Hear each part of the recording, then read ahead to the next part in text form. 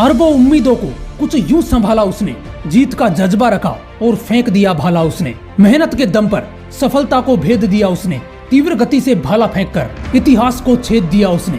24 दिसंबर 1997 हरियाणा के पानीपत जिले के एक छोटे से गांव खांदरा में एक लड़के का जन्म हुआ। उस वक्त किसको पता था कि ये लड़का बड़ा होकर गोल्ड मेडल जीतने वाला हीरा बनेगा।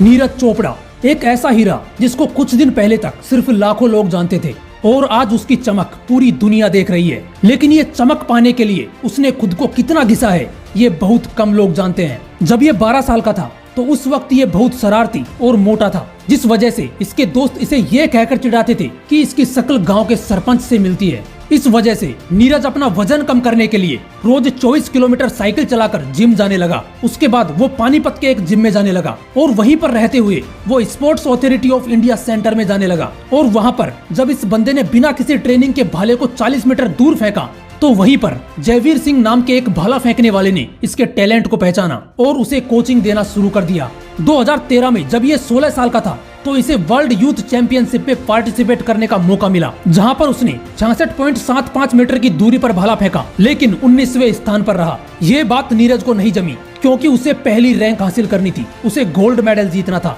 वो फिर अपनी प्रैक्टिस में लग गया और 2 साल बाद 2015 में चीन के वुहान में हुए एशियन चैंपियनशिप में इसने 70.50 मीटर की दूरी पर भाला फेंका, लेकिन इस बार वो 9वें स्थान पर रहा। वो फिर से अपनी तैयारी में लग गया और 1 साल बाद 2016 में वियतनाम के हो ची मिन्ह सिटी में हुए एशियन जूनियर चैंपियनशिप में 77.50 मीटर की दूरी पर भाला फेंककर सिल्वर मेडल अपने नाम कर लिया। और फिर उसी साल 82.23 मीटर और 86.48 मीटर की दूरी पर भाला फेंककर नीरज चोपड़ा ने 2 और गोल्ड मेडल जीत लिए, जिसके बाद उसे 19 साल की उम्र में आर्मी में सूबेदार के पद पर नियुक्त किया गया। और उस वक्त नीरज चोपड़ा ने कहा था कि अब मैं अपनी ट्रेनिंग के साथ साथ परिवार की आर्थिक मदद भी कर सकता हूं, क्योंकि दोस्तों उसके परिवार में 17 लोग थे। उसने अपनी ट्रेनिंग जारी रखी और फिर 2017 में हुए एशियन चैंपियनशिप्स में नीरज चोपड़ा ने 85.23 मीटर पर भाला फेंककर एक और गोल्ड मेडल जीत लिया। फिर 2018 में वापस ऑस्ट्रेलिया में हुए कॉमनवेल्थ गेम्स में 86.47 मीटर की दूरी पर भाला फेंककर एक बार फिर से गोल्ड मेडल जीत लिया।